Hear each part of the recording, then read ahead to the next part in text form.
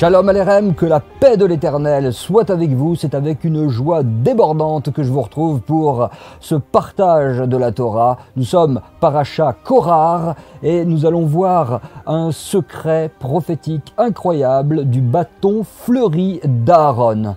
Ici, dans cette vidéo, on va voir ensemble, pour les personnes honnêtes du moins, une preuve, même plusieurs preuves ultimes et finales de l'élection d'Israël, de l'élection du Messie Yeshua, appelé Jésus parmi les nations. On va voir que effectivement, malgré tous les discours judéophobes, antisémites et anti-juifs, anti-sionistes, etc., tous les discours qui visent aussi à dire que Yeshua, le Messie Yeshua, Jésus dans les évangiles n'est pas le Messie d'Israël, tous ces discours-là vont ici tomber en miettes avec l'aide de Dieu. Et on va voir que effectivement, le choix de Dieu s'est porté sur un peuple particulier qui s'appelle le peuple juif, le peuple d'Israël, et que également son choix s'est porté sur quelqu'un d'extraordinaire qui est appelé dans l'écriture conseiller merveilleux, prince de la paix, conseiller admirable, héros, toutes sortes d'adjectifs superlatifs, de qualificatifs qui ne sont pas à la hauteur pour décrire la grandeur de ce personnage appelé le Messie Yeshua, le sauveur du monde qui apparaît dans les évangiles, qui est connu à travers le monde entier, puisque même le calendrier de millions et de millions d'individus s'articule autour de ce personnage qui est central. Il y a un avant le Messie Yeshua, Jésus-Christ, et un après le Messie.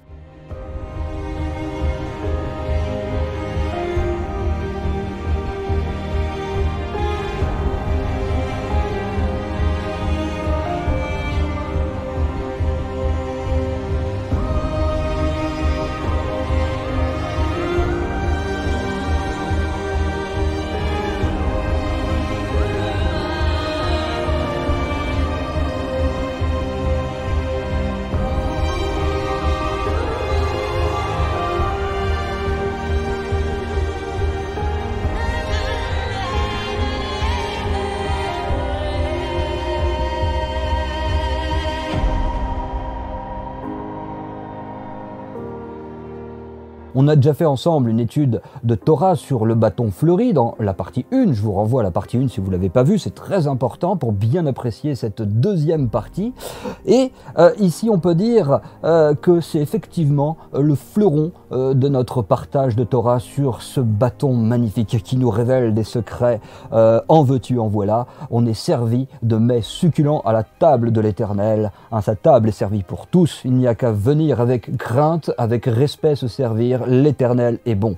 Et vraiment, c'est un partage d'autant plus important qu'aujourd'hui encore, quantité de croyants parmi les nations, notamment dans le monde chrétien, souvent par méconnaissance, par ignorance, et parfois même avec des motifs et un zèle qui n'est pas toujours pur, ils vont déclarer que Israël est rejeté de Dieu. Malgré ce qui est en train de se passer avec Israël depuis 1948, beaucoup continuent de dire que le peuple juif n'est pas le peuple de Dieu, il a été rejeté, abandonné. Au moment où je fais cette vidéo, il y a encore très peu de temps, j'ai reçu un mail d'une personne qui me disait, sans rougir, que Israël n'est plus le peuple de Dieu, c'est fini. C'est terminé. Alors que sans même aller dans les innombrables promesses que l'Éternel fait à son peuple, comme quoi il y a une alliance qui sera toujours là avec son peuple et que jamais Dieu n'abandonnera son peuple, sans même aller dans les textes de la Bible hébraïque, de Genèse jusqu'à Malachi, en allant même dans les textes donc de ce qu'on appelle le Nouveau Testament, l'alliance renouvelée. Si on va ne serait-ce que dans les épîtres de Paul, dans l'épître de Paul aux Romains, on voit que très clairement il dit « L'Éternel a-t-il rejeté son peuple ?» en parlant du peuple juif, et il répond « Loin de là ».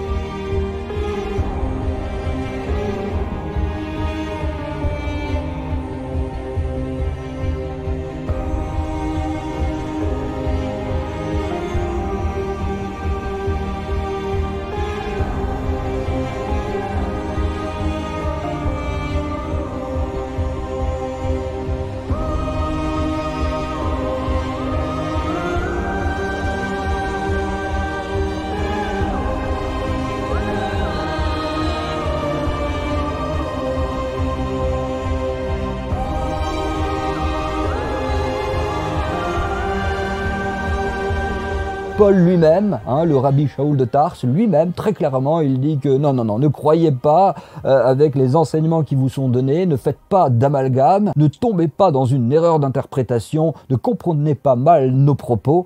L'Éternel n'a absolument pas rejeté le peuple juif, il ne l'a pas du tout rejeté. Et de même, on sait que pour le Messie Yeshua, donc Jésus, eh bien, c'est clair pour des millions et des millions de chrétiens dans le monde, et beaucoup de musulmans aussi également reconnaissent que dans l'Évangile, celui qui est appelé Yeshua en hébreu, donc de son prénom hébreu, tous les musulmans reconnaissent aussi que c'est le Messie. Donc ça fait quand même un gros paquet de monde qui sont d'accord pour dire que ce personnage appelé Jésus, Yeshua, est le Messie. Mais malgré cela, eh bien, il y a quand même un autre gros paquet de monde qui essaye de démontrer par toutes sortes de théories et de preuves et d'arguments plus ou moins bancals, fallacieux, que eh bien, les évangiles sont faux, sont erronés, que ce personnage appelé Jésus est un mythe, n'a jamais existé. Il y en a même qui vont jusqu'à dire ça, et d'autres qui vont dire mais non, c'est pas le Messie, c'est une tromperie, une hérésie, il a trompé, égaré une multitude, etc. Donc on voit que c'est pas très clair, mais notre partage, normalement pour la personne honnête intellectuellement, ce partage va mettre tout le monde d'accord. Alors, il faut juste rappeler le contexte. Nous sommes dans la paracha Korah, et il y a eu donc une rébellion de la part de ce personnage, donc Korah, Corée dans les traductions en français, Korah en hébreu, dans une série vidéo qu'on va proposer bientôt, si Dieu le permet, sur la plateforme Le Retour en Racines. Hein, on regardera en profondeur ce personnage Korah, mais très schématiquement ici, on va dire que par orgueil, notamment, parce qu'il était un lévite, et qu'en plus il était un premier-né, hein, il a vu d'un mauvais œil eh bien, la nomination dans la prêtrise de Aaron, des fils d'Aaron, de Moshe qui était en train de diriger le peuple. Il voyait tout ça d'un mauvais œil. Hein, il pensait que c'était eh bien, des choses inventées par Moïse. Par un esprit de jalousie et d'orgueil, il a commencé à créer une querelle au sein du peuple de Dieu. Il a commencé à soupçonner le mal, il a commencé à faire de la médisance, à murmurer, à faire du lachon hara, on appelle en hébreu donc, c'est-à-dire hein, toutes sortes de calomnies, de diffamations et de médisances sur Moshe et Aaron. Et il a réussi à soulever tout un pan du peuple de Dieu contre ses dirigeants officiels. Hein, et il a donc usé de moqueries, de railleries pour essayer de ridiculiser Moïse et Aaron, pour essayer de les amoindrir, de les décrédibiliser. Et il a réussi à séduire beaucoup de personnes, et non des moindres. Beaucoup se sont laissés prendre dans son filet de révolte, de rébellion, et malgré les tentatives de Moïse, d'Aaron, de l'avertir, lui et aussi Dathan et Aviram, on sait qu'il y avait aussi ces deux personnages qui étaient vraiment aussi de sacrés rebelles, hein, de sacrés impies, qui étaient donc de mèche avec Korah, plus encore quantité d'autres personnes. Malgré toutes les tentatives, ils ne se repentaient pas. Et les maîtres d'Israël enseignent que, effectivement, le moqueur, celui qui dans l'orgueil, la moquerie, c'est très dur pour lui de se repentir, parce que toutes les réprimandes n'ont aucun effet. Son état d'esprit ne lui permet pas de se repentir. C'est quelque chose d'assez terrible, qui fait froid dans le dos. Que l'Éternel nous préserve de ce piège terrible, puisque, chose inédite, sans précédent dans toute la Torah, la terre s'est ouverte, hein, puisqu'on sait que Moshe n'a pas voulu rentrer en querelle contre Korah. Il n'a pas voulu tomber dans ce piège-là, et il a demandé à l'Éternel de faire quelque chose d'inédit pour marquer eh bien, son désaccord, pour marquer sa désapprobation totale et sa colère, parce que Moshe était très irrité, et l'Éternel aussi était irrité de ce qui se passait, évidemment. Les querelles au sein du peuple de Dieu, c'est ce qu'il y a de pire. C'est pour ça que la sagesse n'a de cesse de nous exhorter, de nous éloigner des querelles. Dès qu'il y a une querelle, eh bien, il faut s'éloigner tout de suite. Il ne faut pas commencer à rentrer dans des disputes, car, disent les maîtres, dit Salomon dans les Proverbes, celui qui rentre dans une querelle et qui reste dans la querelle, qui attise même la querelle, il est en train d'ouvrir une brèche dans une digue, et il est en train de mettre le feu à la forêt, il est en train de mettre le feu dans le peuple de Dieu, et c'est absolument catastrophique. Ça crée des divisions, ça crée toutes sortes de morts, puisque même c'est dans notre paracha, il y a une épidémie à cause de ces murmures et de cette querelle. Ça nous rappelle quelque chose, hein, cette épidémie, à cause de la mauvaise bouche, à cause de toutes ces médisances. Et donc donc Moïse, il a demandé à ce que quelque chose de particulier soit fait pour que chacun reconnaisse que eh bien Korah et toute sa troupe sont des rebelles et vraiment des gens très dangereux et très méchants et mauvais. Et l'Éternel, qu'est-ce qu'il a fait? Il a permis à ce que la bouche de la terre s'ouvre et que Korah et toute sa troupe descendent vivants dans le séjour des morts, directement en enfer. Quelque chose d'incroyable. Et la terre s'est refermée. Le mesure pour mesure de Dieu s'est appliqué puisqu'il a voulu s'élever par orgueil jusqu'au ciel. Il a été abaissé jusqu'au fond de l'enfer. Et de la même façon, il a utilisé sa bouche pour le mal. Il a fait de la médisance. Alors la bouche de la terre s'est ouverte et l'a avalé.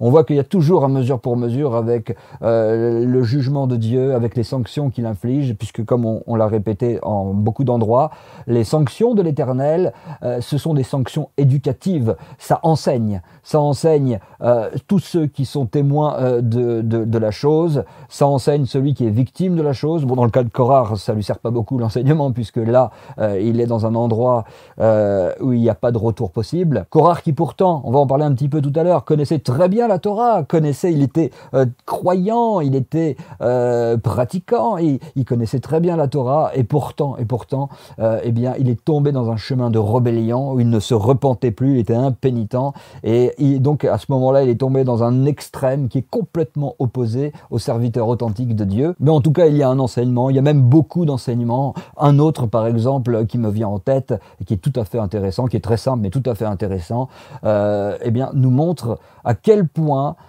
eh bien, il y a une différence totale, complète, une opposition tranchée et absolue entre le rebelle, celui qui utilise mal sa bouche, et celui qui fait un travail, qui est docile, qui est soumis au Créateur, qui travaille pour obéir au Créateur et qui travaille pour vraiment aller dans le chemin de l'humilité, de la crainte de Dieu, pour bien nous signifier l'opposition totale qu'il y a entre ces deux types de profils. Eh bien, on voit que Korah, il est descendu vivant, donc en enfer, carrément, hein, dans le Sheol, et on voit que les hommes de Dieu, qui par excellence sont approuvés et bénis et aimés de Dieu, eux, ils sont montés vivants, par contre, dans les cieux. On se rappelle d'Élie, par exemple, qui est monté vivant dans les cieux. On se rappelle, évidemment, dans les évangiles de Yeshua, le Messie, qui est monté vivant, évidemment, après sa résurrection. Il est monté dans les cieux vivant.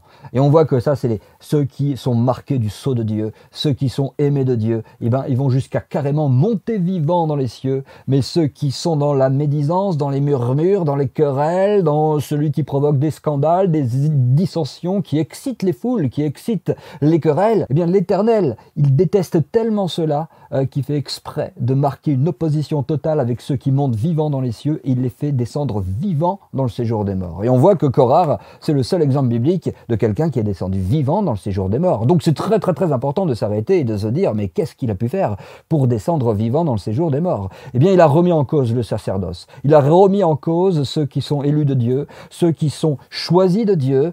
Il a remis en cause ces personnes-là par orgueil, avec des moqueries et avec de la mauvaise bouche. Donc on voit que Dieu déteste ceux qui remettent en cause ce que lui a choisi. On voit que l'Éternel déteste particulièrement cela, et aussi tous ceux qui font un mauvais usage de leur bouche, qui tombent dans la médisance, dans les calomnies, dans les railleries, dans les moqueries, et qui vont donc susciter des querelles parmi le peuple de Dieu. Ça, c'est quelque chose qui est absolument détesté de l'Éternel, et c'est pour ça que l'homme sage, l'homme prudent se retire dès qu'il y a dispute. Il se retire, il ne reste pas dans les querelles. Dès que ça commence à chauffer dans toutes sortes de polémiques et de controverses stériles et mauvaises, il s'en va tout de suite, parce que c'est quelque chose qui est absolument détesté par l'Éternel. Yeshua, par exemple, dans les évangiles, dira très clairement que malheureusement, il est arrivé, et il arrivera des scandales, mais malheur à celui par qui le scandale arrive. Il y a une malédiction sur celui qui alimente le feu de la discorde et de la querelle au sein du peuple de Dieu. Donc ça, c'est des choses très très très importantes à comprendre. Ça nous montre dans quelle direction travailler et ce qu'il faut fuir. Déjà, c'est quand même très important comme enseignement. Et on a vu dans la première vidéo quelque chose de très très très intéressant et de simple au niveau du bâton, de ce bâton fleuri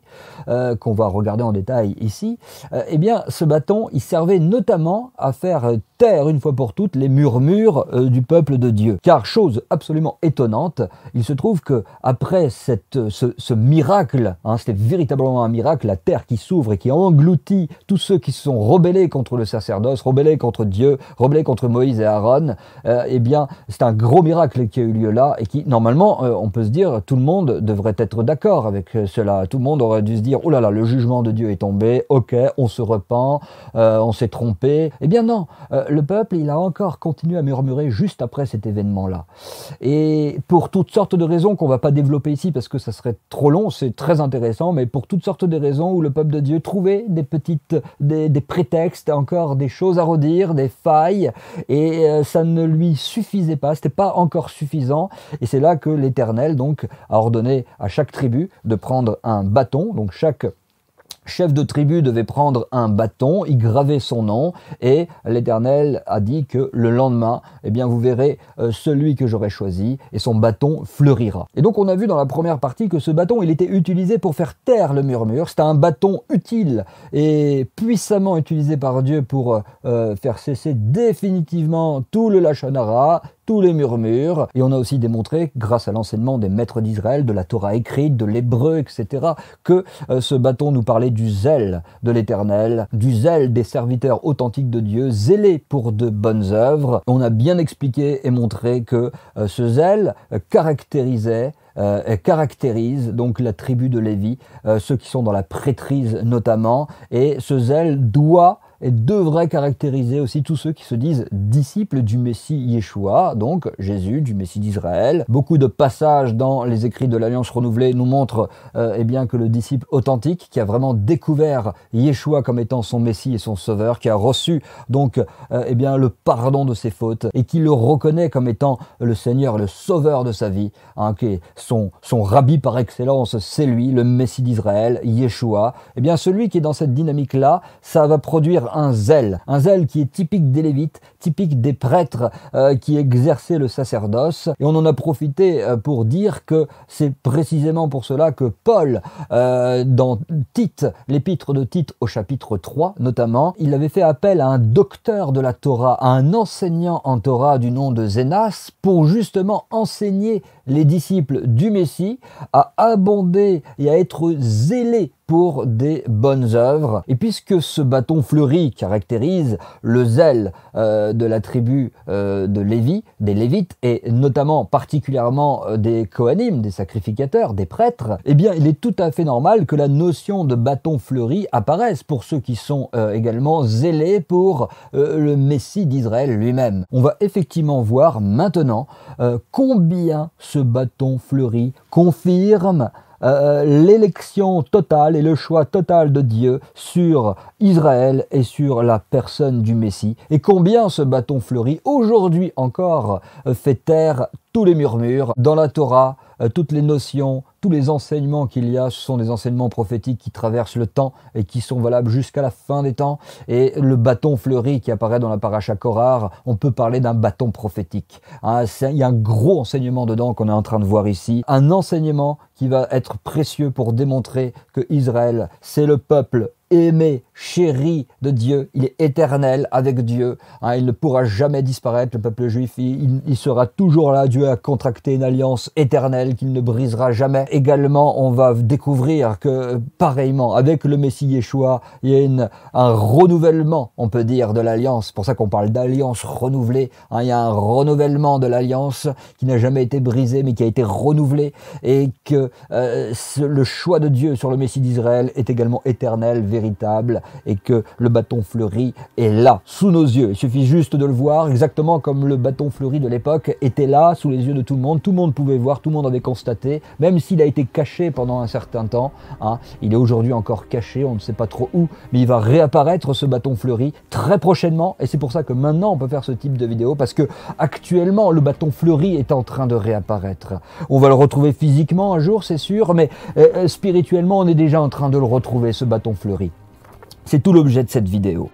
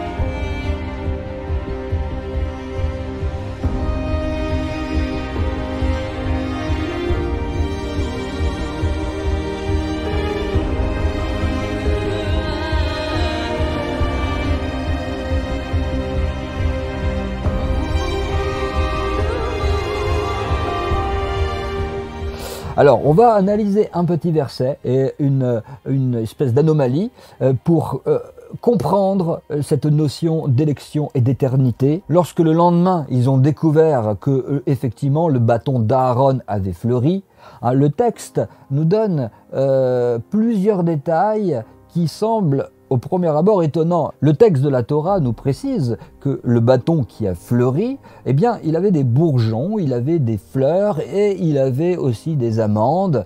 Et donc, on peut se poser la question, pourquoi on ne nous dit pas qu'il avait fleuri tout simplement? Pourquoi nous donner tous ces détails? Eh bien, peut-être vous connaissez la réponse. C'est très simple à comprendre, mais c'est porteur d'un enseignement formidable.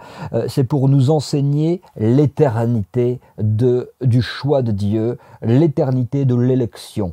Pourquoi? Eh bien, tout simplement parce que on sait que normalement, dans la nature, dans ce qui est naturel, dans ce qui est charnel, eh bien, il y a le bourgeon, puis il disparaît, il va laisser la place, eh bien, ensuite à la fleur, et ensuite il va y avoir l'amande, et à chaque étape, l'étape précédente disparaît.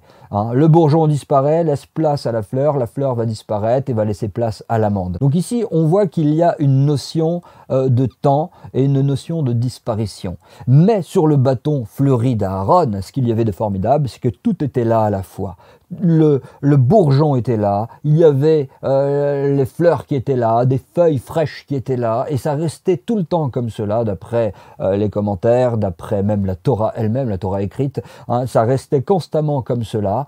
Il y avait aussi le fruit, l'amande qui était là, les amandes qui étaient là, tout était là en même temps. Alors que normalement, c'est étape par étape et ça ne reste pas et ça disparaît. Et bien là, tout était là en même temps pour bien nous montrer qu'il y a une notion d'éternité dans le choix, dans l'élection de Dieu, dans ceux qu'il a choisis pour le servir. Et on sait que tout le peuple d'Israël est appelé serviteur de l'Éternel, tout comme le Messie Yeshua est aussi appelé serviteur de l'Éternel. Mais par contre, à contrario, on voit que tous ceux qui sont dans la fausseté, tous ceux qui sont des faussaires finalement, tous ceux qui sont des séducteurs, des menteurs, conscients ou inconscients, eh bien, eux, ils sont dans la disparition.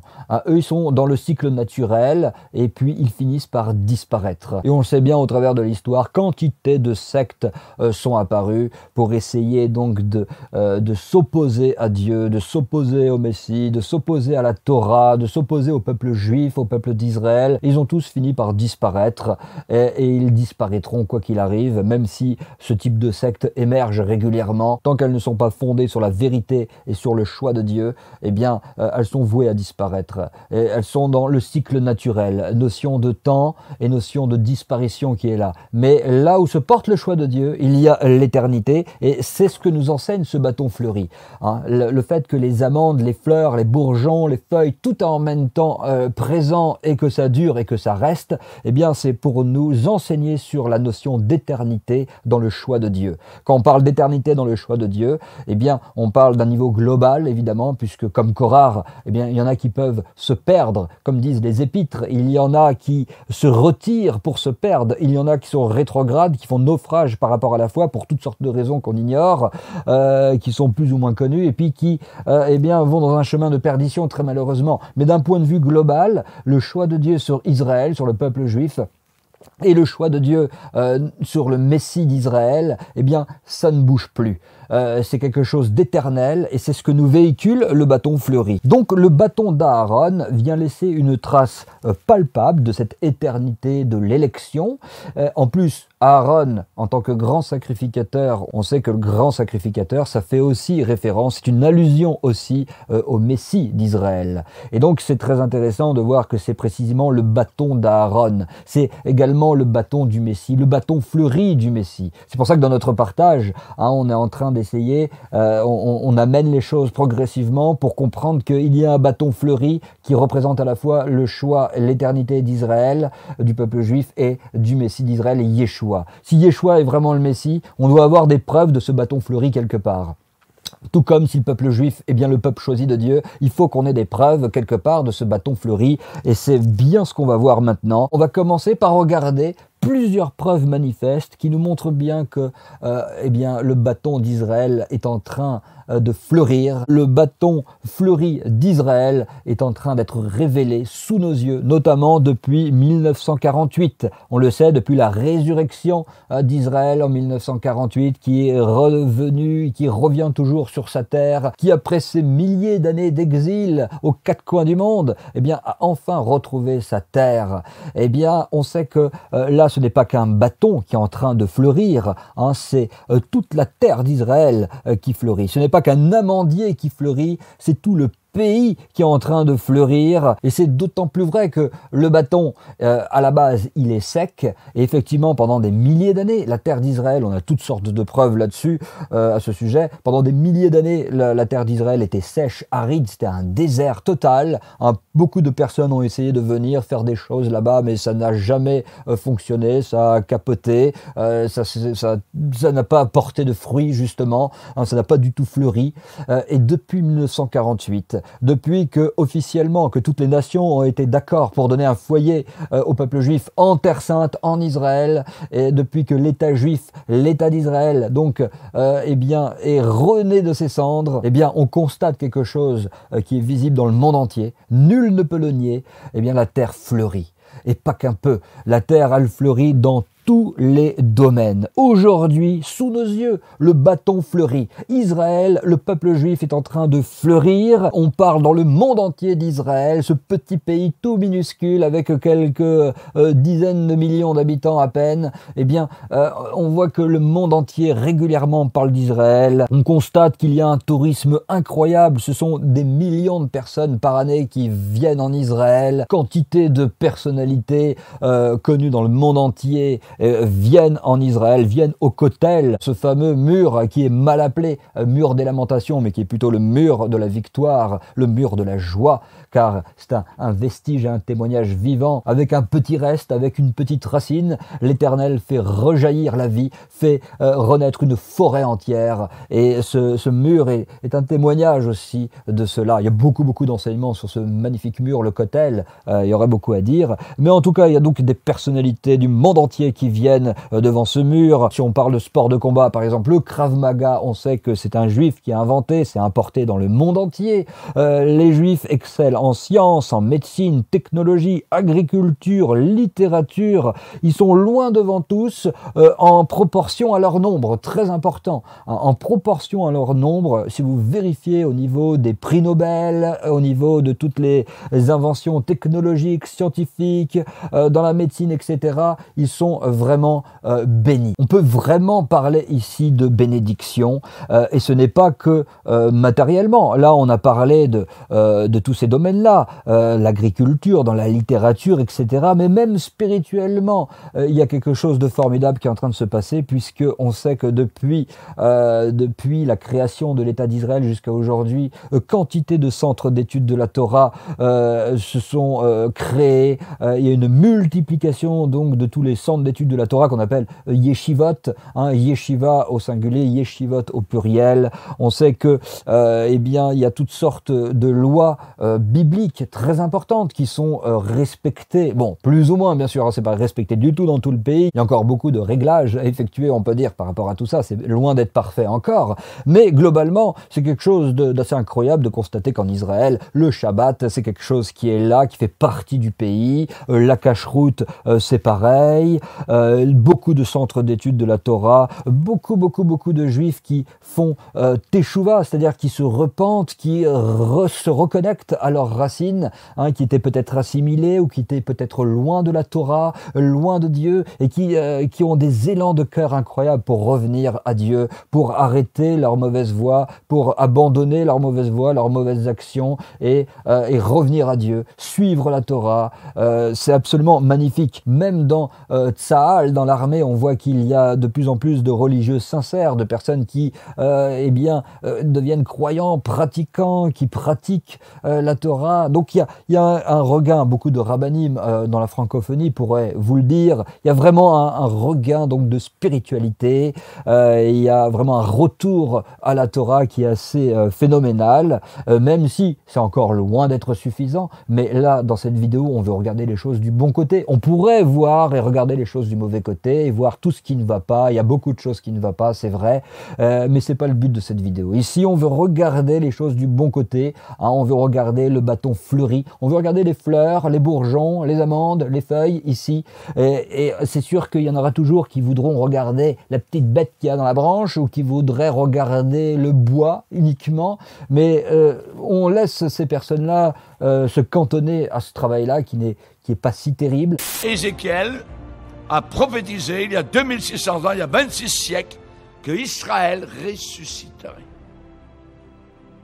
Ressusciterait.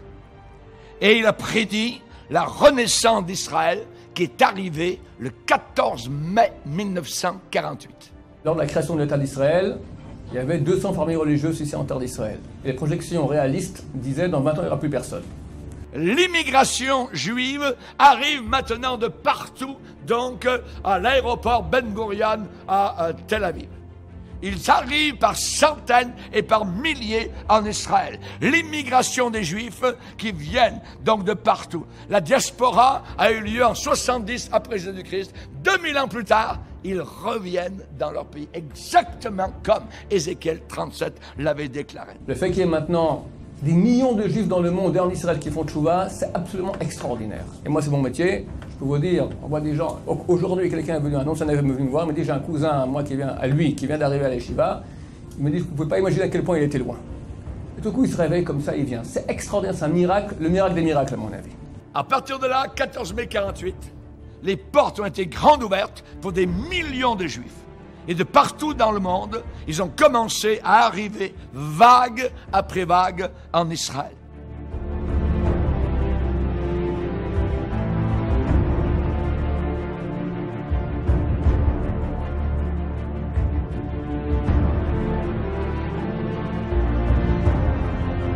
C'est vrai, on est venu après la Shoah, on est venu après la Galoute, et c'est vrai qu'il y a eu une grande coupure au niveau de la transmission de la Torah et qu'au début c'était très difficile. Et voilà que depuis la création de l'État d'Israël, qui c'est que pour imaginer tout le monde des Shivot qui est aussi en arrêt d'Israël aujourd'hui? Qui c'est qu'on peut dire qu'il n'y a pas une ville où on ne voit pas de la Torah? Il n'y a pas un endroit où il n'y a pas un Beth Midrash rempli. Regardez regardez autour de vous toutes les synagogues, on ne peut pas imaginer. Ces Juifs qui reviennent de 70 pays, qui parlent 70 langues, c'est pas un esgalouille ça. En quelques années, 5 millions de Juifs ont accueilli 1 million de Juifs. En 6 ans, 5 ans, 6 ans. C'est comme si les États-Unis devaient accueillir en 5 ans 65 millions. La grande économie américaine s'effondrerait. C'est pas un S. C'est un miracle, galouille. Pourquoi nous? Quel mérite on a? J'en sais rien, mais je sais pas. Je sais pas, je sais juste qu'on a une responsabilité énorme. C'est de dire merci, c'est de reconnaître, c'est de voir. Il va falloir développer des yeux, des lunettes spéciales pour voir, pour entrevoir tout ce qui est en train de se passer dans l'histoire. Le désert qu'ils ont trouvé quasiment en 1948, eh bien maintenant, il y a des cités modernes. Tel Aviv est une ville moderne. Aujourd'hui, les champs désertiques d'alors, maintenant, sont verdoyants, fertiles, productifs, et maintenant sont en train de cultiver des tomates en plein désert. Formidable, exactement comme Dieu l'avait déclaré. Il n'y a pas de signe plus évident que la Géoula arrive que lorsque tu verras la terre d'Israël donner ses fruits. Elle donne ses fruits. Elle donne ses fruits aux 7 millions d'habitants et on exporte des fruits à l'extérieur. Je sais pas si vous vous rendez compte. Tout ce qu'on dit ici, c'est donc véritablement en harmonie avec la définition biblique de la bénédiction. Alors, si vous allez dans Genèse 1, tout simplement, on voit que eh bien, l'Éternel, lorsqu'il a créé les cieux et la terre, il a créé notamment tous les poissons et les animaux marins, il les a bénis. Et le fruit de cette bénédiction, c'est eh bien une démultiplication complètement surnaturelle. Ah, les poissons, ils sont absolument nombreux, on le sait bien, ils sont innombrables, incalculables, inquantifiables, tellement que ça grouille tous les organismes marins, c'est des chiffres complètement astronomiques, parce que Dieu a béni. Et la bénédiction, c'est cela, c'est d'aller totalement au-delà du naturel. Ça nous parle d'une réussite, d'un succès à tous les niveaux qui défie l'entendement, qui défie totalement la raison. Et Israël, en regard donc de la terre en elle-même, qui était donc pendant des milliers d'années un désert complètement aride, en regard du faible nombre de juifs. Parfois, on a interrogé des personnes qui ne connaissaient pas trop de choses au sujet du peuple juif et d'Israël. Ils s'imaginaient que c'était un énorme pays, qu'ils étaient 500 millions, mais pas du tout. Ils sont très peu nombreux, dans une terre entourée d'ennemis, dans une terre quand même qui à la base est hostile, avec toutes sortes de personnes autour qui leur veulent du mal, on le sait bien, et malgré cela, eh bien, ils deviennent numéro 1 dans quantité de domaines. On entend parler de tout le temps, régulièrement, là encore, on en parle. Il y a une bénédiction véritable à bien des niveaux. Spirituellement aussi, ça va vraiment dans le bon sens. De plus en plus de Juifs se repentent et reviennent à la Torah sérieusement. Et c'est vraiment glorieux. Et c'est donc ici une manifestation totale de la bénédiction de Dieu. Et il y a des prophéties qui nous expliquent qu'effectivement, à la fin des temps, eh ben, Israël, qui était éparpillé aux quatre coins de la terre. Il y a un temps marqué où l'Éternel eh bien, va les ramener sur sa terre. C'est écrit clairement dans les prophètes. Il va les ramener et il va les bénir. On ne peut que constater la réalité de cette prophétie. On peut toujours, si on décide d'être malhonnête, si on décide eh bien de fermer les yeux et de regarder l'aspect négatif, on peut toujours trouver toutes sortes d'arguments et Dieu le permettra parce qu'il veut conserver notre libre arbitre. Donc Dieu permettra qu'on dise toutes sortes de fadaises et qu'on essaye de réfuter ce qu'on est en train de dire ici. Mais pour celui qui est honnête intellectuellement, qui regarde les choses avec l'œil de la vérité, qui a l'amour de la vérité, qui ne tombe pas dans des esprits de parti, mais qui a l'amour de la vérité, eh bien il ne peut que constater un fleurissement. Un fleurissement qui est dans des dizaines de prophéties bibliques écrites il y a plus de 2000 ans, plus de 2500 ans, des prophéties qui clairement disent qu'un jour Israël sera éparpillé dans tous les coins de la terre et qu'il reviendra sur sa terre tout à la fin des temps, des quatre coins du monde, et que Dieu bénira et que les villes seront rebâties, que la terre refleurira et que on parlera d'Israël dans le monde entier, etc. C'est des prophéties tout ça. Et ça nous parle du fleurissement du bâton. Si vous ne connaissez pas la série sur le conflit israélo-palestinien, je vous invite vraiment à la voir. Au moment où je fais cette vidéo, il y a 10 parties qui sont dans cette série, qui parlent un petit peu de tout ça. C'est absolument formidable, c'est irréfutable, c'est sous nos yeux. Il y a un fleurissement, et qui dit fleurissement, dit preuve de l'élection d'Israël. Preuve du choix, plutôt. L'élection, ça peut être mal interprété. C'est vrai aussi d'un certain côté, mais ça peut être mal interprété. Parlons de choix, plutôt. Dieu a choisi un peuple. Ça ne veut pas dire que les autres sont moins bons, meilleurs ou quoi. C'est pas une question de valeur de l'individu, c'est une question de choix. Dieu, lorsqu'il choisit, il a ses raisons. Des fois, on peut découvrir certaines raisons, mais il a des raisons profondes qu'on ne connaîtra jamais. C'est l'Éternel, c'est le Dieu vivant et vrai, le Dieu d'Israël.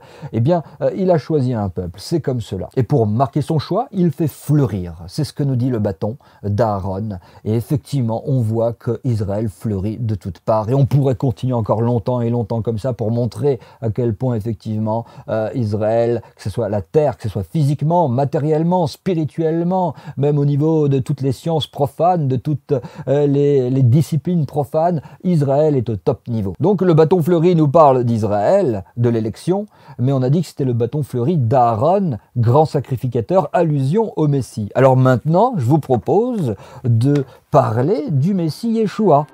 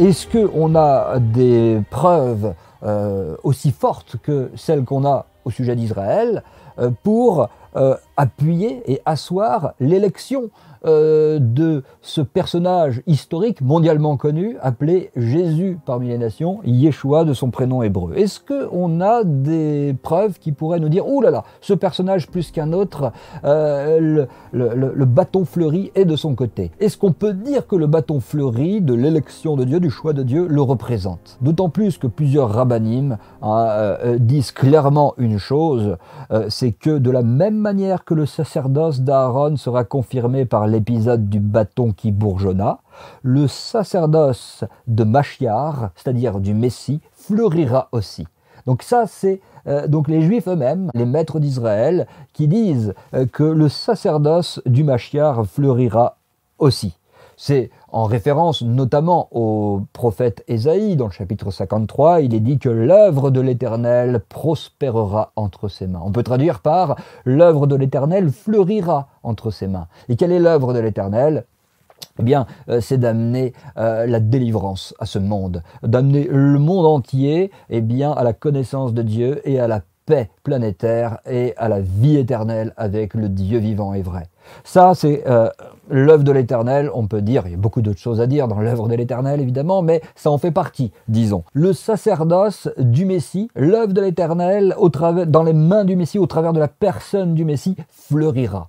C'est quelque chose donc qui est connu dans le judaïsme. Et exactement comme nous le dit la paracha, Korar, l'homme que je choisirai sera celui dont le bâton fleurira, et quel est un des effets magnifiques de ce bâton fleuri? Je ferai cesser devant moi les murmures, le lachon hara, les médisances, tous les doutes, les questionnements, les incrédulités, les fausses accusations, les fausses preuves qui démontreraient que, soi-disant, mais non, Jésus, Yeshua, c'est pas le Messie, ce sont des contes, ou que le peuple juif n'est pas le peuple de Dieu. Enfin, vous savez, toutes ces choses-là dont on a parlé. Hein, eh bien, ici, l'Éternel est en train de dire que le bâton fleuri sert à casser tous ces murmures, toutes ces médisances, qui sont beaucoup plus des calomnies, des diffamations que des médisances d'ailleurs. Et les maîtres d'Israël enseignent quelque chose qui est aussi assez formidable, très simple, mais très important à connaître, c'est que, Moïse, lui, par son sacerdoce, on peut dire, par son service divin, il a amené tout un peuple à adorer le Dieu d'Israël.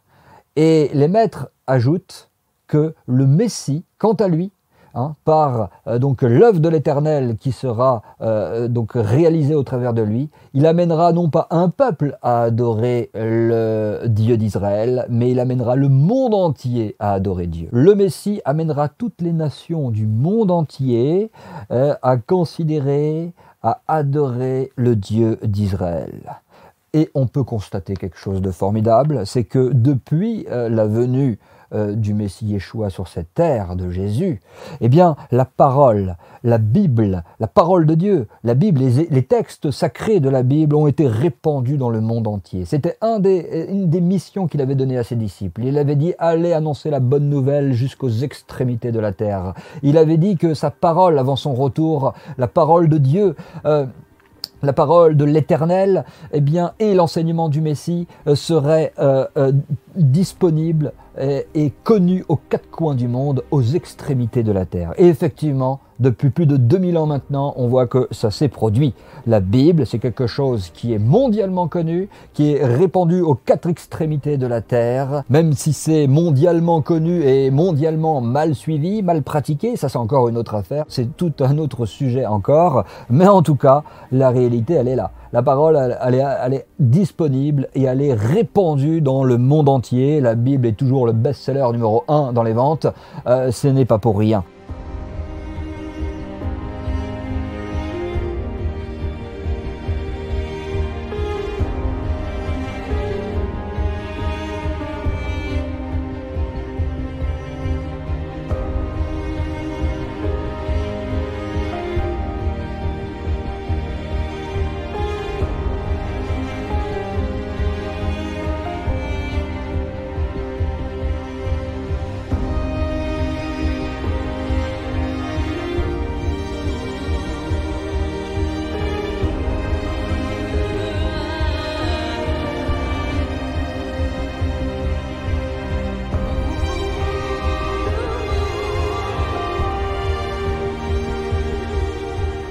Et on voit que la moralité divine qui émane de l'Évangile, parce que l'Évangile et toutes les épîtres que l'on trouve dans tous les textes de l'Alliance renouvelée, du Nouveau Testament, eh bien, c'est imprégné du cœur de la loi de Dieu, du cœur de la Torah de Moshe, justement, la loi de Moïse. Si vous l'étudiez, la Torah de Moïse, si vous l'étudiez sérieusement avec les commentaires des maîtres d'Israël, avec les sages d'Israël, ce qu'on fait avec beaucoup de joie dans la Web Yeshiva, le retour aux racines, hein, eh bien, si vous persévérez et abondez dans cette direction, vous vous rendez compte que tout ce qui apparaît dans les évangiles, dans le discours du Messie Yeshua et de ses disciples, eh bien, apparaît chez les maîtres d'Israël. C'est l'amour véritable, l'amour de son prochain, la moralité divine. On appelle ça moralité divine. Cela nous parle de toutes les vertus morales, générosité, miséricorde, fidélité, charité, la bonté, l'amour du prochain, et toutes ces choses de la moralité divine, donc, eh bien, se sont propagées dans le monde. Et c'est pour cela que la moralité divine, eh bien, elle a été répandue dans le monde, même si, comme toujours, on pourrait voir toutes sortes d'aspects négatifs, que c'est pas le cas partout du tout, loin de là même, etc. Mais globalement, regardez les œuvres caritatives, par exemple, tous les orphelinats qui ont été créés par les disciples du Messie Yeshua, des personnes qui se revendiquent des chrétiens sincères, qui ont une vraie expérience avec Dieu et le Messie d'Israël. Il y en a une quantité qui se sont donc adonnés de tout leur cœur dans la création d'orphelinats, d'organismes d'aide humanitaire. Les chiffres sont astronomiques, hein, toutes les œuvres de charité, qui est quand même donc un des piliers, même selon les maîtres d'Israël, selon la Torah d'Israël, la Torah de Moshe, eh bien, la charité, la bonté, hein, toutes ces choses-là, la tzedaka, eh bien, l'aumône, tout ce qui consiste à aider les nécessiteux, les pauvres, ceux qui sont orphelins, les veuves, ceux qui sont dans la maladie, dans les souffrances, dans la pauvreté, etc. Ça fait partie du cœur de la loi de Dieu. Et c'était donc un enseignement central chez les disciples.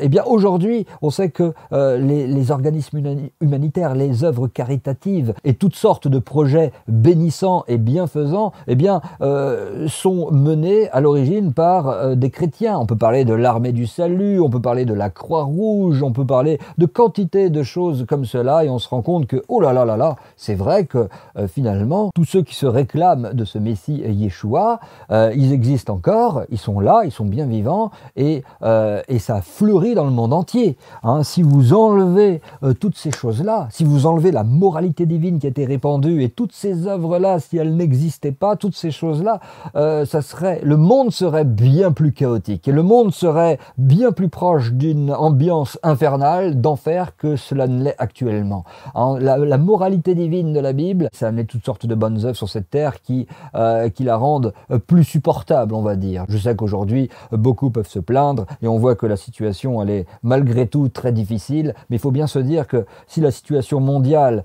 est en vérité très problématique à beaucoup d'égards, elle serait infiniment pire s'il n'y avait pas eu tout cela.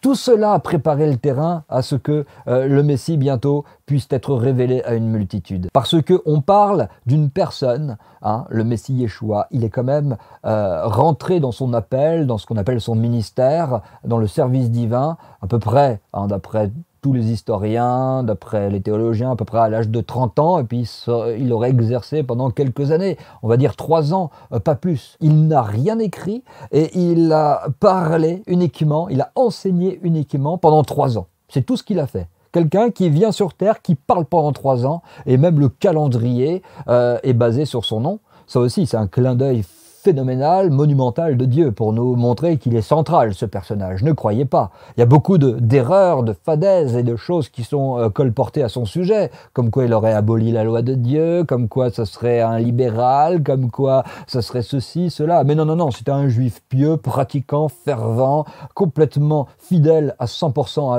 à toute la Torah de Dieu, à toute la Torah de Moïse, de Moshe, et donc ce personnage-là qui pendant 3 ans a enseigné, il a dit des choses qui se sont accomplies. Il a dit que eh bien, mon enseignement va fleurir dans le monde entier. Des personnes et des individus de toutes les nations vont être amenés à l'adoration du Dieu d'Israël, hein, comme il est dit dans les évangiles. Lorsque le Fils de l'homme aura été élevé, lorsque le Messie aura été élevé, eh bien, il attirera à lui tous les hommes vont finir par venir à lui tôt ou tard, et tous les mensonges à ce sujet vont tomber en lambeaux, ils vont disparaître en fumée, et on peut constater que le bâton fleuri de Yeshua est sous nos yeux. À peine 3 ans d'enseignement à l'oral, et on voit les impacts 2000 ans plus tard sur le monde entier.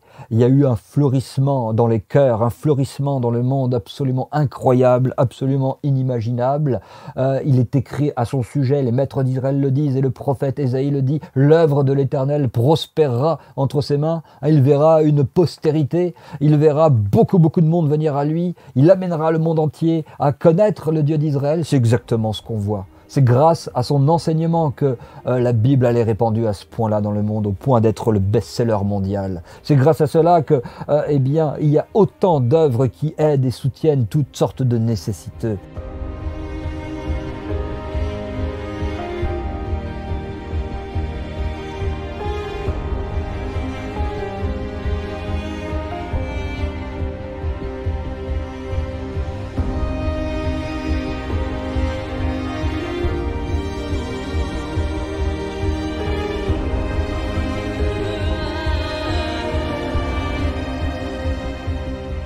Donc on voit très clairement que là aussi, la notion de bénédiction biblique est parfaitement vérifiée dans tous les fruits magnifiques qu'ont produit, qu'ont apporté le Messie Yeshua au monde entier. Alors vous pourrez me dire, oui, mais alors il y a d'autres hommes, il y a d'autres religions qui ont apporté des bons fruits, qui ont apporté toutes sortes de bonnes choses.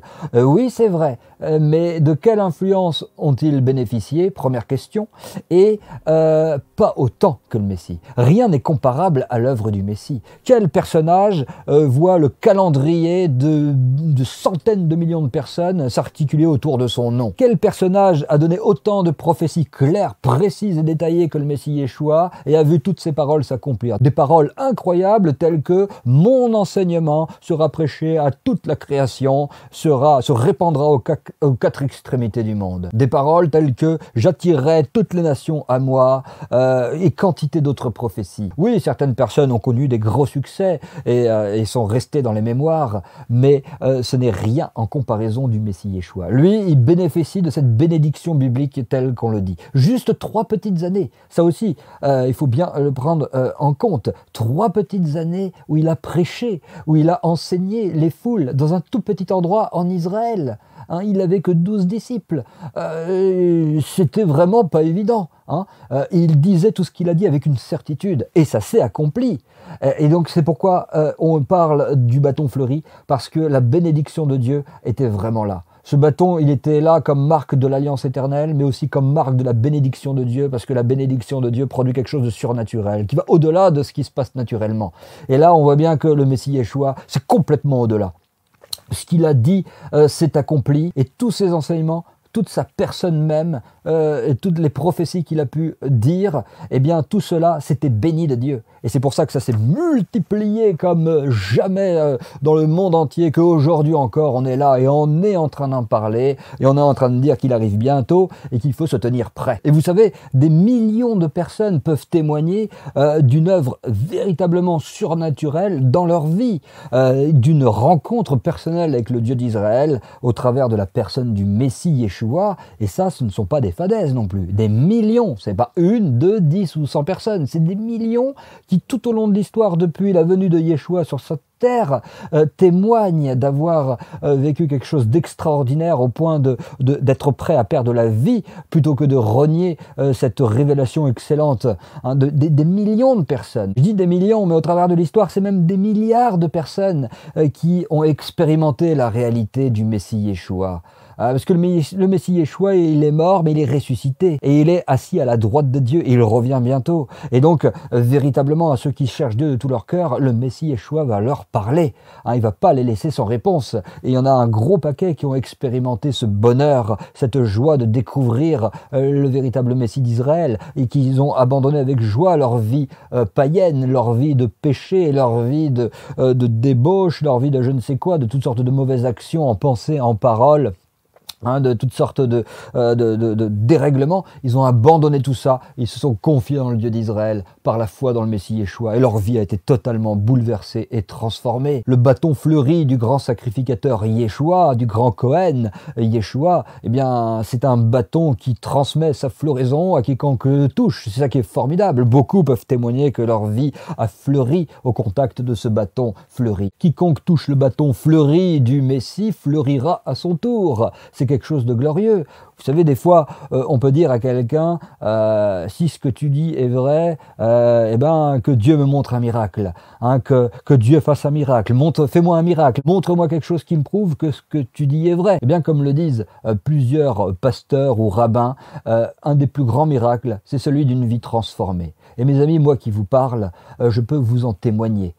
Je suis un miracle devant vous. C'est un vrai miracle. Pourquoi? Parce que, pour ceux qui connaissent mon témoignage, eh bien, avant de me convertir au Dieu d'Israël, j'étais dans une vie, mais complètement de débauche, de dérèglement. Je m'en fichais complètement de Dieu. J'étais pas du tout intéressé par les choses de Dieu. Et j'étais même content de mon sort. Donc, on peut même pas dire que je suis venu à Dieu parce que je m'ennuyais ou quoi que ce soit, ou parce que j'étais passé par une déprime ou par quoi que ce soit. Même si les souffrances, c'est vrai que c'est des moyens que Dieu utilise pour amener des gens à lui, parce qu'en général, quand on souffre, on commence à se tourner vers le ciel. C'est vrai. Mais dans mon cas, ce n'était pas cela. Dieu a jugé bon de me toucher avec un seul verset, qui était l'initiateur de mon chemin vers l'Éternel. Un verset dans le prophète Jérémie, « Celui qui me cherche de tout son cœur me trouvera ». Et effectivement, j'ai cherché Dieu de tout mon cœur et je l'ai trouvé. Il a complètement bouleversé ma vie. Et pour le meilleur, quelle joie, quel bonheur de cheminer à ses côtés. Certes, comme dit le Messie, et comme le disent tous les maîtres d'Israël aussi, tous ceux qui craignent vraiment Dieu et qui sont versés dans les Écritures, ils ne cachent pas que oui, il va y avoir des tribulations, il va y avoir des choses compliquées qui vont mettre notre foi à l'épreuve. Mais justement, ça va mettre notre foi à l'épreuve, et si on marche par la foi par rapport à ce que Dieu a dit, on va voir sa délivrance, on va voir sa victoire, on va voir des miracles dans notre vie. J'en ai vu quantité, des choses magnifiques, tel qu'on le lit dans la Bible, et je peux vous garantir que pour ceux qui disent montre-moi un miracle, que Dieu fasse un miracle, considérez le témoignage que je vous donne ici, qui apparaît sur le site rencontreddieu.com d'ailleurs, et considérez aussi et surtout, j'ai envie de dire, les millions d'autres témoignages de personnes qui expliquent la même expérience, qui expliquent qu'ils ont cherché Dieu, ils ont découvert que Dieu existe, que la Bible est la vérité, que la parole de Dieu est la vérité, que la Torah, les prophètes, l'Alliance renouvelée, que tout ça, c'est la vérité. Même si, à droite et à gauche, il y a toutes sortes de désaccords, de discussions, ça c'est des autres choses, on va dire, secondaire, mais le cœur de ce que je vous dis ici, c'est quelque chose de vérifié. La Bible est la vérité, et Dieu existe, et le Messie Yeshua, c'est véritablement le Rédempteur. Il est vraiment venu sur cette terre. Ce qu'il a dit, c'était vrai.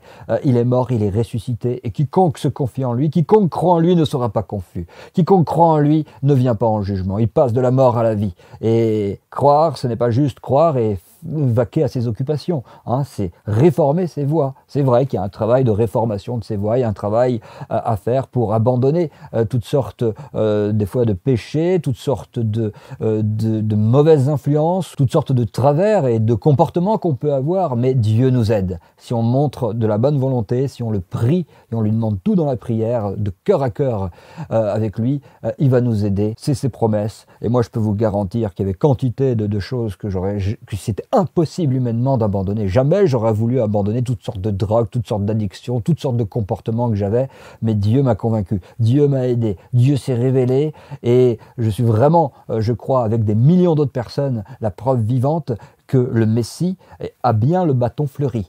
Il le possède, le bâton fleuri. Il est très florissant, il est très verdoyant, il est très chatoyant. Il y a une forêt sur le bâton, une forêt de gloire, une forêt magnifique, remplie de couleurs, remplie de plantes, d'arbres et de végétaux formidables dans tous les sens.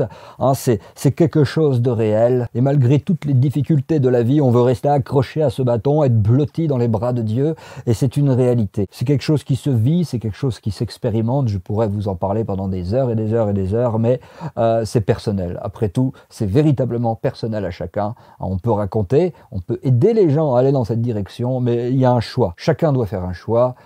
Comme dit l'Éternel dans la Bible, j'ai mis devant toi donc la mort, j'ai mis devant toi la vie, la malédiction, la bénédiction. Choisis la vie afin que tu vives.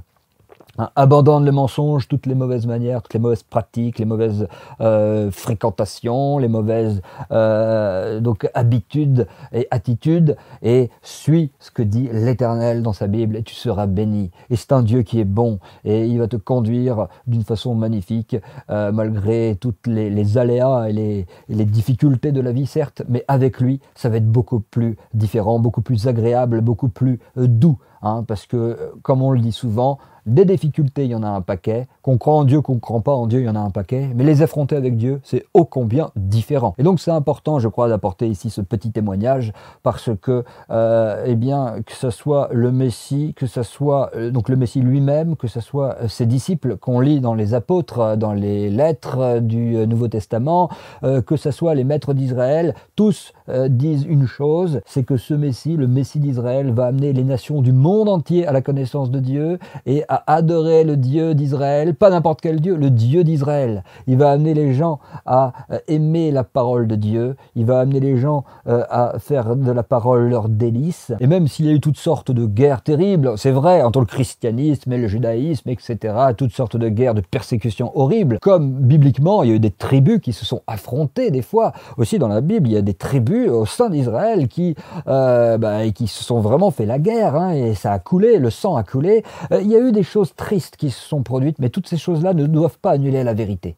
La vérité, c'est que le message de Dieu et l'évangile, ce sont des choses vraies, mes amis. Il faut vraiment considérer la chose et se dire, mais c'est vrai après tout, des millions de personnes qui témoignent de la même chose, ça veut bien dire qu'il y a un bâton fleuri quelque part. C'est certainement qu'il y a quelque chose de vrai dans tout ça. Non seulement les témoignages sont déjà exceptionnels, mais ce n'est qu'un élément dans les quantités de preuves, on peut dire, que Dieu donne à l'humanité pour quiconque veut suivre la voie de la vérité.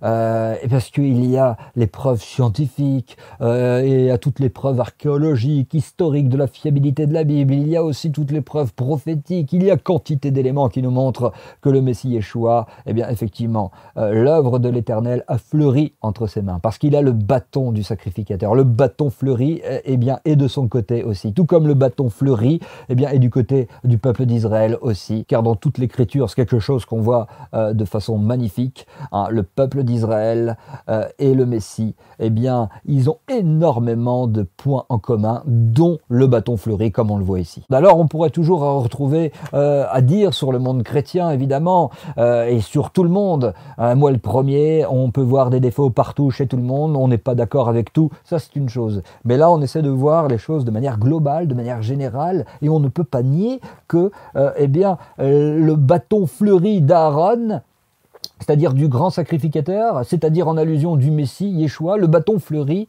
il est en train d'apparaître sous nos yeux. Si on fait un constat, les fleurs sont là. Les fleurs sont là et donc ça montre qu'il y a un choix, il y a une élection sur cette personne. Et effectivement, beaucoup de personnes comme moi et d'autres encore, grâce au Messie Yeshua, sont en train de revenir à la doctrine pure telle qu'il l'enseignait, telle qu'elle était enseignée, c'est-à-dire la Torah d'Israël. Beaucoup renouent avec leurs racines juives, avec les racines hébraïques de la foi, et cela est possible grâce à l'œuvre du Messie Yeshua. On est en train de déguster les fruits merveilleux, là, dans cette fin des temps, avec le retour d'Israël, Israël qui refleurit, le bâton fleuri d'Israël se rencontre avec le bâton fleuri du Messie, et tous ceux des nations sont témoins de cette rencontre magnifique des deux bâtons fleuris. D'ailleurs, le prophète parle de deux bois qui vont se rencontrer. On peut parler de deux bois fleuris qui se rencontrent, et tous ceux des nations sont témoins de cette rencontre, de ces retrouvailles, on a envie de dire, magnifiques, entre le Messie d'Israël et le peuple juif. Et même parmi les juifs, il y en a beaucoup qui ne reconnaissent pas que Yeshua est le Messie, parce qu'il y a beaucoup d'erreurs, d'incompréhensions, d'amalgames d'amalgame, de malentendus, de toutes sortes de choses qui sont problématiques, qu'on expliquera dans d'autres vidéos si Dieu le permet. Mais en tout cas, il y a beaucoup de juifs, de plus en plus de juifs, des rabbins très sérieux, etc., qui reconnaissent que oui, le Messie Yeshua, c'est bien ce personnage dans les évangiles, Jésus, Yeshua, c'est bien le Messie. Il correspond en tout point. C'est vraiment, vraiment lui. C'est très certainement lui qui va bientôt arriver. Hein, on sait que tout le monde, parmi les croyants, que ce soit les juifs, les chrétiens, les musulmans, tout le monde attend le Messie. Eh bien, je crois que ceux qui vont être le plus agréablement surpris, étonnés, ça va être le peuple juif. Quand ils vont savoir que, oulala, ce Jésus, c'était vraiment le Messie. Mince alors! Ça va être des retrouvailles formidables qui commencent depuis particulièrement la naissance d'Israël, depuis 1948. Israël fleurit, eh bien la notion de Messie est en train de fleurir aussi comme jamais, et c'est pour ça qu'il arrive très très bientôt, et c'est pour ça qu'il faut vraiment se préparer à le recevoir et faire une bonne teshuva, parce que comme le disent les enseignements des Saintes Écritures, eh bien c'est maintenant qu'on peut encore changer et réformer nos voies, quand le jugement de Dieu va arriver, quand le Messie va revenir, ça va être trop tard. Et Yeshua le dit, au jour du jugement, eh bien, toutes les œuvres des hommes seront révélées. Et par tes paroles, tu seras justifié, par tes paroles, tu seras condamné, dit le Messie Yeshua.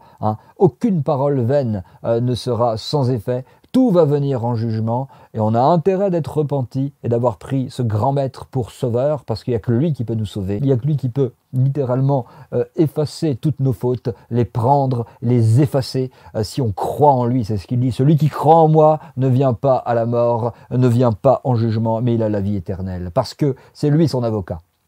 C'est ça qui est merveilleux avec ce Messie. Bon, on pourrait en parler longtemps et on va en reparler à l'avenir si l'Éternel le permet. Mais en tout cas, on a ici donc une preuve assez magnifique, assez simple, qu'on pourrait détailler encore longuement du fleurissement de l'œuvre du Messie. Et on va terminer la vidéo avec cela. On pourrait se poser une question, parce que certains peuvent se dire « Oui, mais alors, ok, tu dis ça.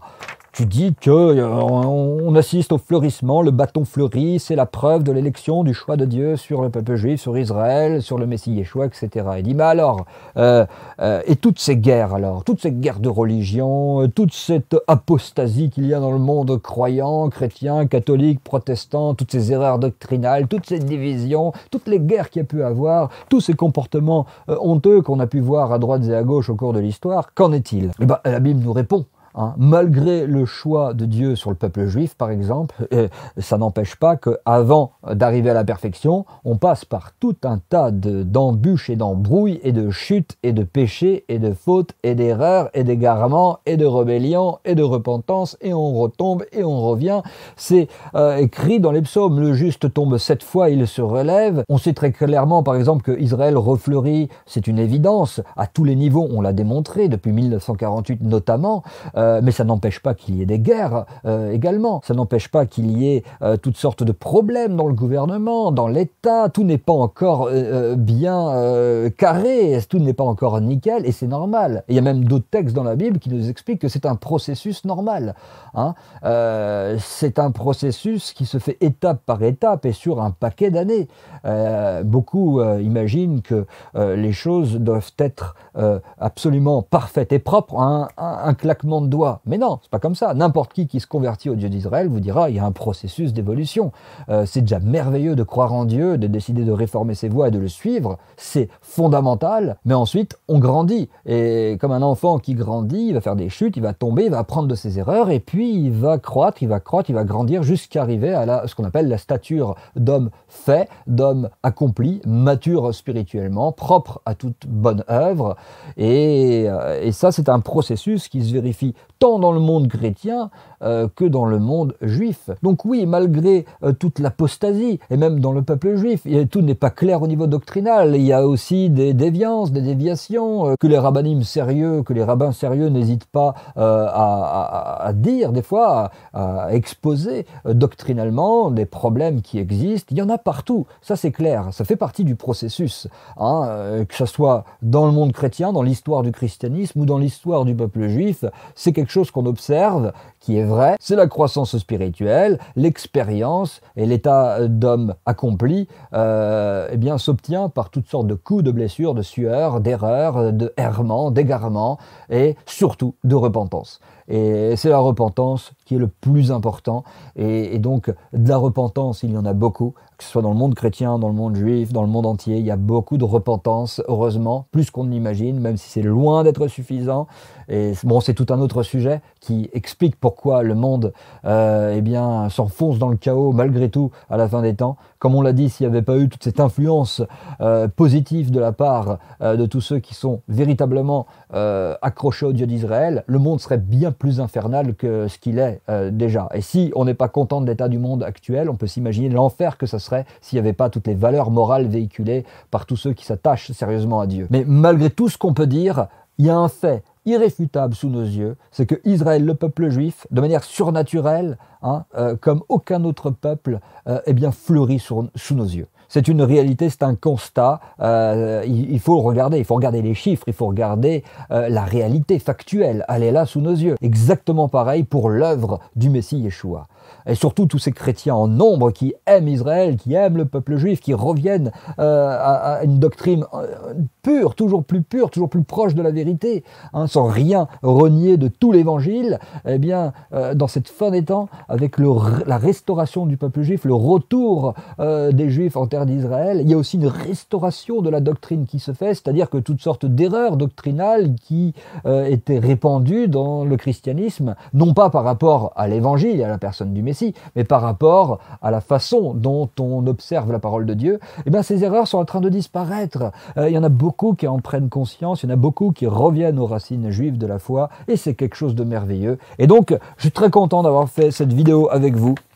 On a fait le tour, puisqu'on a ici eh bien, une vision, je pense, un petit peu originale de ce bâton fleuri d'Aaron. L'Éternel, on voit que dans sa Torah, chaque notion, chaque détail nous donne tellement d'enseignements qui traversent l'histoire, et jusqu'à la fin des temps, on est encore en train d'en parler et on est en train de vérifier la validité des enseignements de l'Éternel, de ce merveilleux Dieu. Donc il y a ce fleurissement du bâton qui est magnifique et qui doit nous amener à une sérieuse repentance. Parce que souvent, beaucoup peuvent imaginer que Dieu passe l'éponge sur toutes nos fautes et nos mauvais comportements, mais pas du tout.